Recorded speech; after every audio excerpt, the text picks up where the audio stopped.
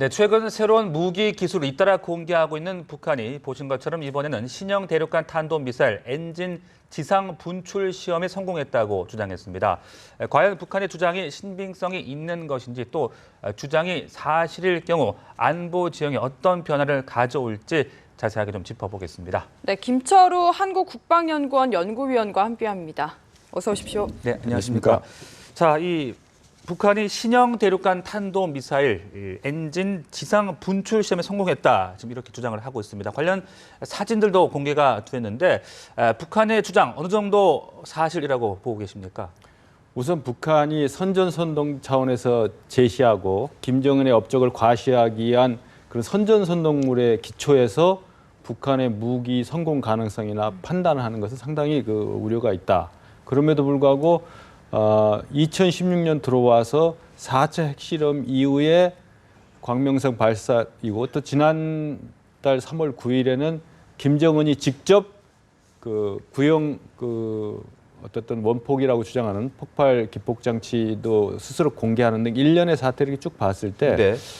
그리고 지상 엔진의 지상 분출 시험이라는 것이 과거에 또 한 번씩 보여줄 때는 고체 연료를 사용한 그 수평식이었는데 이번에는 동창리 발사에다 직접 장착을 해놓고 또 그 모양도 과거와는 다르게 김정은이 직접 참관과도 실험을 했다는 것에 대해서 상당히 의미심장한 모습이 아니냐 이렇게 봅니다. 그리고 특별히 중요한 것은 기존의 은하 계통의 로켓 있지 않습니까? 예. 그것이 다 위성 발사용이라고 자기들이 주장했는데 북한 스스로 핵 공격력임을 밝히는 그동안의 주장이 허구였음을 스스로 밝히면서까지 동창리 발사에서 한 것은 뭐냐. 그만큼 상징성을 중시하면서 일종의 미국이 선정해놓은 레드라인, 미국 본토를 타격할 수 있는 장거리 대륙간 탄도미사일을 스스로 근접해 나갔다는 걸 보여주기 위한 행보 아니겠습니까? 그래서 저는 상당히 구체적인 성능이나 성공 여부에 대해서는 판단을 유보합니다. 왜냐하면 김정은이 직접 참가하면서 미국이나 국제사회에 대한 반발을 하면서 다목적인 기만 요소가 상당히 있는 것이라고 저는 판단하기 때문에 네. 의미는 있으나 그걸 가지고 단정하지는 않는다 이렇게 봅니다. 네, 그래도 최근에 동창리 발사장에서 발사대를 증축을 했거든요. 이거는 어쨌든 추진력은 큰 로켓이다 이렇게 해석을 해볼 수 있지 않을까요? 그래서 많은 전문가들이 동창리 발사대 높이가 10몇 미터 늘어서 총 67m까지 늘어났고 과거에 동창리 발사장을 통해서 전 세계 이목을 집중시켰던 거기에 이런 계측 시설까지 된 전문은 엔진 런업 시험이라고 그러는데 엔진이 실제 발사는 하지만 발사에 준하는 모의 실험을 했다라는 건 상당히 중요한 포인트가 아닌가 봅니다. 그래서 대륙간 탄도 미사일을 발사하기 위해서 가장 중요한 것이 엔진의 추력이 그만큼 장거리 미국 본토를 공격할 수 있는 정도의 적어도 10,000km 이상의 추력을 발생하기 위해서는 기존의 스커드 타입을 서너 개 이렇게 묶어서 이런 클러스터 형태로 묶어서 발사하는 방식 가지고는 안 된다라는 게 전문가들의 분석이었는데 네. 그렇기 때문에 미사일의 직경을 탄도 부분에 1m 이하로 줄이고 길이는 한 18m 이상의 그런 발사체를 움직이기 위해서는 상당한 수준의 추력을 보여줘야 되는데 과거에는 또 재진입 기술을 확보했다 못하니까 재진입 모형 붙이고 이거는 이제 엔진이 그 정도 능력은 안 된다 하니까 또 엔진 모형하고 네. 하는 그렇기 때문에 상당히 기술적이고 기만적인 요소도 있지만 자체 제작한 기술을 가지고 이런 정도의 추력 시험에 성공했다라고 발표하는 것은 우리 정보 당국뿐만 아니고 관련 전문가들도 예의주시해야 되지 않느냐. 그리고 그동안에 탄두가 재진입 기술을 했다니까 그걸 또 보여주고 네. 또 엔진 지상 발사 시험이라고 또 액체 연료로 하니까 고체로 했다. 그러니까요. 이번에는 또 엔진을 또 그렇게 보여주고 이렇게 일종의 북한식 살라미 전술 아니냐. 그러면 이렇게 잘라가지고 토막토막 보여주고 언제 완성체를 보여줄까 하는 건 아직 완성은 안 됐다라고 봅니다. 네. 그래서 김정은이 주장하는 핵 경진 노선이 아니고 2016년에 와서 보니까 핵 미사일 병진 노선이구나.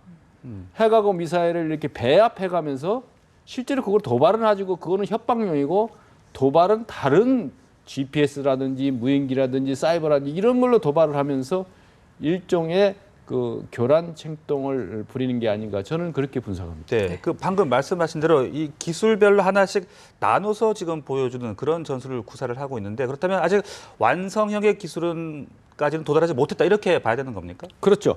저는 그렇게 봅니다. 지금 ICBM 대륙간 탄도 미사일을 완전히 그 마스터한 나라는 3개국입니다. 미국, 러시아, 중국. 중국도 최근에 이루어졌죠. 인도 같은 경우도 중거리 탄도 미사일은 가능하지만 대륙간 탄도 10,000km 이상 가는 건 아직 개발할 완성하지 못했다고 스스로 인도도 인정하고 있거든요. 그렇기 때문에 북한이 부분은 보여주지만은 네. 그러니까 보여주면서 협상에 나와라. 핵 군축하지 않으면 핵을 다양화해 가지고 언제든지 기습 공격을 할 수 있다라고 협박은 하나 그것이 구체적 실제적인 그 실전 배치까지는 아직 멀었다. 그러면 레드라인을 어디를 선정해야 될 것인가? 국제사회가 지금 잘 선정해. 이미 실전 배치된 것을 가지고 그때 레드라인을 선포하면 안 되죠. 네. 그래서 이번에 국제사회가 공조한 것처럼 또 중국도 적극적으로 했던 것처럼 핵무기는 보여줄 수는 없지 않습니까? 보여주기가 용이한 미사일을 가지고 핵탄두가 장착된 그런 걸로 기습 공격을 가할 수 있다라고 최고 지도자가 실제로 이렇게 얘기하는 것은 상당한 국제사회에 대한 도발이 아닌가 이렇게 봅니다. 네. 어쨌든 최종 완성까지는 좀 아무래도 시일이 걸릴 것 같다 이렇게 말씀을 해주셨는데 그렇다면 북한이 최종적으로 뭔가 완성형 미사일이다 이렇게 생각하는 거는 위력이 어느 정도고 또 어떤 형태가 될 거라고 보시나요? 그러니까 그 ICBM을 쏘면서 재래식 폭탄을 쏘는 그런 그 비경제적인 거는 하지 않지 않겠습니까? 그러면 협상력도 떨어지기 때문에 ICBM 직전에 북한이 그 어떤 그 다천점 레이더형 그 김정은이가 직접 참가해서 보여줬지 않습니까? 기폭 장치 그런 걸 봤을 때 상당한 수준의 기술력을 진보를 이룬 것은 방향은 진보 방향은 나지만 그것을 마스터했다라고 볼 필요는 없다 이렇게 보여집니다. 그래서 중요한 것은 북한이 스스로 공개해가지고 알려주는 걸 가지고 분석하기 전에 우리 정보 능력이라든가 국제사회 정보 공조를 통해서 사전에 그 징후를 우리가 포착해서 우리가 그 스스로 그 기술의 실체를 명확하게 밝혀주는 그런 노력이 더 필요한 게 아닌가 이렇게 봅니다. 네.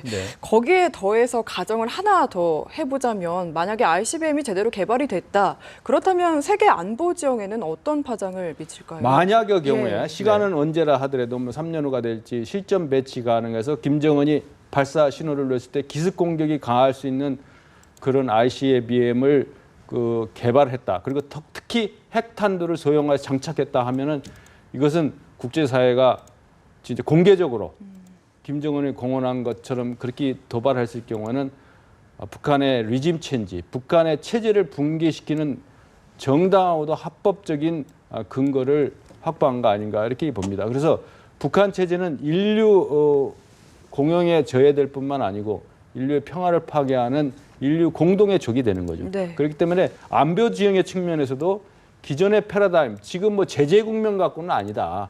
그 이상의 북한 체제 존립이 김정은 체제 존립 자체가 부인되는 그런 전략으로 대처해야 된다 이렇게 봅니다. 네, 자 이렇게 북한의 위협이 계속 고도화되고 있는 상황이다 보니까 우리도 뭔가 이 안보 체계를 좀 더 짜임새 있게 대응을 해야 되지 않느냐 이런 분석들도 나오고 있거든요. 어떤 변화 필요하다라고 보십니까? 그렇죠. 우리는 그동안에 이틀 전에 미 국방부 장관 애시턴 카터가 한반도 상황에 대해서 명쾌한 그 얘기를 했어요. 무슨 얘기냐면 그동안 60여 년 동안 한반도에서 전쟁을 억제하는 건 성공했다.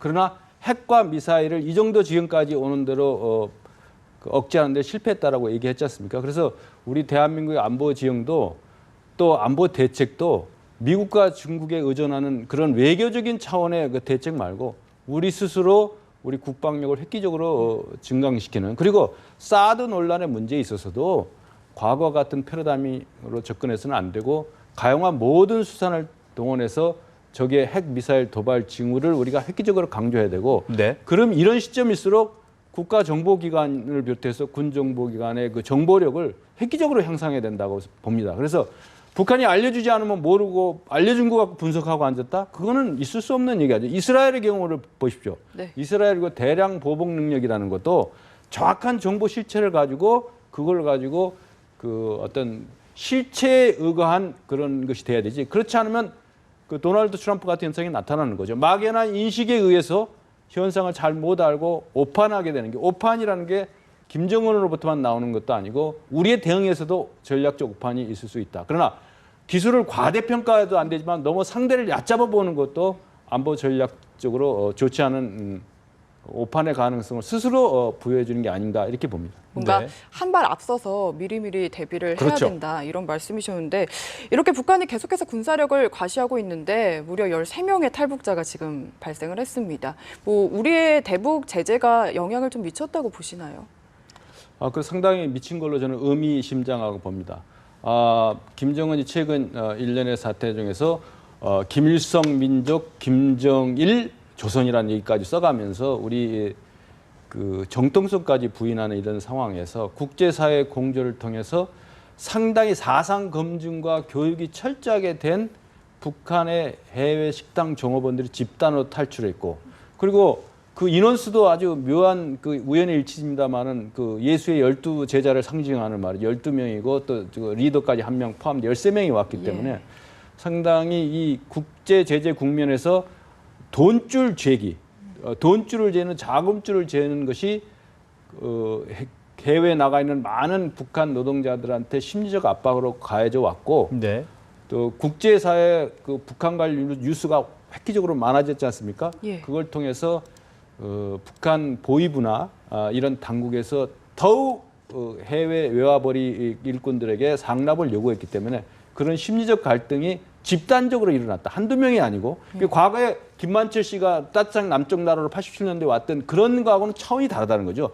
지금 일련의 요번에 그 집단 탈북 현상은 집단으로 공모를 하고 만장일치로 의해서 이렇게 왔다는 거. 그래서 네. 상당히 우리가 제재 국면에 국제사회부터 제재도 필요하지만은 네. 북한 내부로부터의 제재가 이제 시작됐구나 하는 그런 의미를 부여할 수 있습니다. 네, 그러니까 이 해외 식당 종업원들이 북한 내에서도 중산층 이상이고 또 출신 성분이 좋은 것으로 알려지고 있는데 이들 사이에서도 어떤 북한에 대한 회의감이 든다는 것 우리가 좀 주목해봐야 되지 않겠습니까? 그러니까 북한의 외부 사조를 네. 집어넣기 위해서 많은 노력도 했고 뭐 인권의 문제라든가 결국 북한 주민들이 깨우치지 않으면은 김정은 정권이 기존의 방식을 계속할 거다. 그런데 이게 역설적인 건데 자금이 부족하니까 해외에 사람을 많이 내보낸다면 그러면 그 사람들이 외부 사조에 자동적으로 노출이 되고 세상이 어떻게 변한다는 걸 알고 네. 남과 여와 또 신분의 높고 낮음을 떠나가지고 북한 사람이 이제 똑똑해지고 있다. 그리고 이 스마트폰 같은 것도 많기 때문에 그런 측면에서 과거 아랍의 봄을 연상해 보면 작은 불꽃 하나가 큰 그 어떤 흐름을 만들어내지 않습니까? 북한도 이제는 내부로부터의 반발을 우려해야 될 그런 상황이 앞으로 닥치기 시작했다. 이렇게 저는 그렇게 평가합니다. 이 중국에 있는 식당에서 근무를 하다가 동남아를 거쳐서 이제 입국을 했는데 이 부분 이제 중국과 북한과의 관계가 반영됐다라고 볼 수 있는 겁니까? 저는 구체적으로 중국이란 말을 뭐 안다고 치더라도 얘기를 안 하려고 합니다. 이거는 왜냐하면 중국의 적극적인 협조가 있었건 없었든 간에 국제적인 관례라든가 또 그 국가가 직면하게 될 여러 가지 대내외 외교적 영향력이기 때문에 설사 안다 하더라도 아는 걸 너무 자랑할 필요가 없다. 그래서 중요한 거는 중국이건 동남아건 이 주변의 모든 국가들이 북한이 더 이상 이런 태도는 안 된다라는 것에 공감대를 이뤘다는 것은 상당히 의미가 있다 이렇게 봅니다. 네, 어쨌든 김정은 체제는 엄청난 충격이고 또 앞으로도 우려가 많이 될 것 같은데 내부적으로 단속이라고 해야 될까요? 어떤 가능성들 보십니까? 그래서 지금 탈북자 3만 명 시대가 되는데 쭉 보면 이 1990년대 중반에 대량 탈북이 시작됐지 않습니까? 그때 가장 중국이 우려했던 건 압록강, 두만강으로 엄청난 탈북자가 넘어오면은 중국이 이거 큰 문제가 아닌가 이렇게 생각을 했었는데 그런 형태의 그 우려가 과도하게 되지 않도록 하면서 적절한 속도 조절론이 나올 가능성도 있겠다. 그럼에도 불구하고 북한 내부에서 그 이른바 충성 경제 내지는 외화벌이를 빌미로 한 그 자국민 옥죄기, 그러니까 북한 주민을 사실상의 인질 사태로 만드는 그런 상황이 올 수도 있다. 그렇기 때문에 이 우리가 추구하는 달성하고자 하는 이 현 단계에서의 전략적 목표가 대량 탈북을 유도하려고 하는 건 아니거든요. 우리가 네. 북한의 비핵화라고 진정한 변화를 해서 동북아 평화 안정에 협조해라 이런 것이 통일은 차후의 문제고 그렇기 때문에 중국 같은 데도 우리가 과도하게 이것을 부과할 경우에는 앞으로 이런 식으로 해서 제2의 권한의 행구를 인해서 대량 탈북 사태가 심화되면 어떨까라는 우려를 가질 수도 있기 때문에 이 문제에 대해서 그 의미는 중시하되 너무 과도하게 이것을 부각시킬 필요는 없다. 저는 그렇게 판단합니다. 네, 알겠습니다. 지금까지 북한 관련 이슈 김철우 한국국방연구원 연구위원과 함께 말씀 나눴습니다. 고맙습니다. 감사합니다.